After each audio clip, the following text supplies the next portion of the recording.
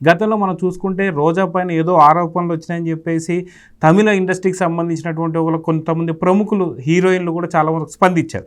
అది ఇది అని మాట్లాడుతూ అలా మాట్లాడతారని చెప్పి. ఎందుకు ఇప్పుడు వైసీపీలో ఉండేటువంటి నేతల గురించి మాట్లాడితేనే ఇలాంటి వాళ్ళు మాట్లాడతారా? అంటే ఇలాంటి జత్వాని గారి గురించి మాట్లాడరా? అంటే వాళ్ళు మనిషి కాదా అని చెప్పేసి ఏమంటారు? ఎందుకంటే అప్పుడు స్పందించినటువంటి ఎవరైతే నటులు ఉన్నారో ఇప్పుడు ఎందుకు స్పందిస్తలేదంటే ఏం చెప్తారు మీకు? అదే రాధిక గారు ఫస్ట్ స్పందించింది. ఆవిడ మీరు పోర్న్ వీడియోలు అంటున్నారు, ఇవంటున్నారు, అవంటున్నారు, మీరు అన్యాయంగా మాట్లాడుతున్నారు అని ఆవిడ ఫస్ట్ గళవెత్తింది. తర్వాత ఖుష్బు, మీనా కూడా దాని మీద స్పందించారు. అయితే ఇవాళ జరగాల్సింది ఏంటంటే, ఇప్పుడు మీరు మలయాళ సినిమా పరిశ్రమ తీసుకుంటే ఇవాళ అక్కడ ఎన్ని లైంగిక వేధింపులు జరిగాయి అంటే డే 1 నుంచి ఈ రోజు వరకు అక్కడ జరిగినంత లైంగిక వేధింపులు ఎక్కడా జరగలేదని మనకు అర్థమవుతుంది. ఒక హగ్ సీన్ కోసం 17 టేకులు తీసుకున్నాడు ఒక హీరో ఆ ఇండస్ట్రీలో. అది మొన్న ఆవిడ చెప్పింది, ఆ హీరోయిన్ ఎవరో. అలాగే ఎన్ని బయటకు వస్తున్నాయంటే ప్రతిరోజు వస్తున్నాయి, మీరు చూడండి. ఇవాళ కూడా ఒక ఆవిడ మాట్లాడారు, ఆవిడ ఎంత ఇబ్బంది పడ్డారు అనేది ఆవిడ చెప్పింది. అయితే ఆయన చెప్పినట్టు, ఇందాక సార్ చెప్పినట్టు మోహన్ లాల్ రిజైన్ చేశారు. చేస్తే సరిపోతుందా? చేస్తే సరిపోదు కదా. మోహన్ లాల్ రిజైన్ చేస్తే మోహన్ లాల్ స్పందించాడా?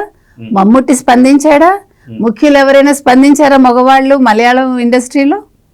అదే విధంగా ఇక్కడ తెలుగు ఇండస్ట్రీ నుంచి స్పందించాలి ప్రతి ఒక్కళ్ళు. అలాగే ముంబైలో జరిగింది ఇది. బాలీవుడ్ ఏం చేస్తుంది? నిద్రపోతుందా?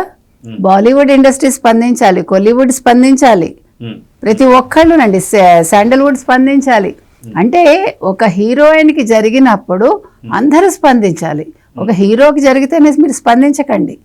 హీరోయిన్కి మాన ప్రాణాలు ముఖ్యం అనుకున్నప్పుడు మీరందరూ కూడా స్పందించాలి ఈ విషయం మీద. ఇది చిన్న విషయం కాదు.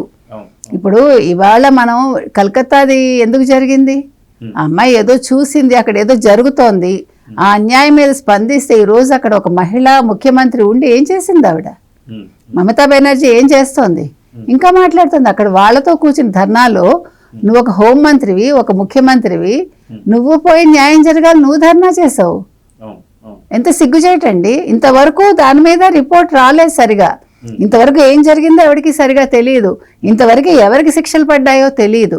అటువంటిది ఇవాళ చంద్రబాబు నాయుడు ప్రభుత్వం ముందుకొచ్చి దీని మీద ఒక కమిటీని నియమించారు. కరెక్టే, ఇందాక సార్ చెప్పినట్టుగా అది సరిపోదు.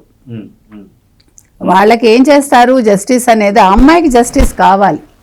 ముఖ్యంగా ఆ హీరోయిన్ ఎవరైతే ఉన్నారో ఆవిడకి జస్టిస్ కావాలి. పవన్ కళ్యాణ్ గారు ముందుకు రావాలి, చంద్రబాబు నాయుడు గారు ఆల్రెడీ ముందుకు వచ్చారు. ప్రతి ఒక్కళ్ళు స్పందించి అంటే సత్వరం జరగాలి. అదేదో డిలే అయిపోయి అలా సాగదీసి అవన్నీ కాదు. తర్వాత వైసీపీ పార్టీ ఏదైతే ఉందో అది వెంటనే దాని గుర్తుని రద్దు చేయాలి, గుర్తింపుని.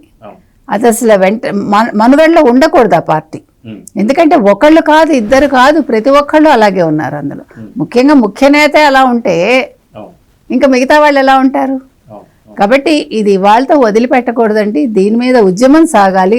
మీరు చెప్పండి, ఇందాక అన్నారు చూడండి, అందరూ ఉద్యమంలాగా ముందుకు రావాలి. దీని మీద సోషల్ మీడియాలోనే కాదు, మొత్తం రోడ్ల మీద కూడా వచ్చి అందరూ కూడా స్పందించాలి. మహిళా సంఘాలు స్పందించాలి. అదేవిధంగా ఆవిడ ఏమైందండి, వాసిరెడ్డి పద్మ ఏమైంది? వాళ్ళ ఆవిడ అసలు ఎక్కడుందో తెలియట్లా. మాట్లాడితే ముందుకు వచ్చేది కదా. రోజా అంటే పారిపోయింది అనుకోండి ఆవిడ. కాబట్టి దీనికి మాత్రం ఇమీడియట్గా హీరోయిన్ జస్టిస్ అయితే జరగాలండి.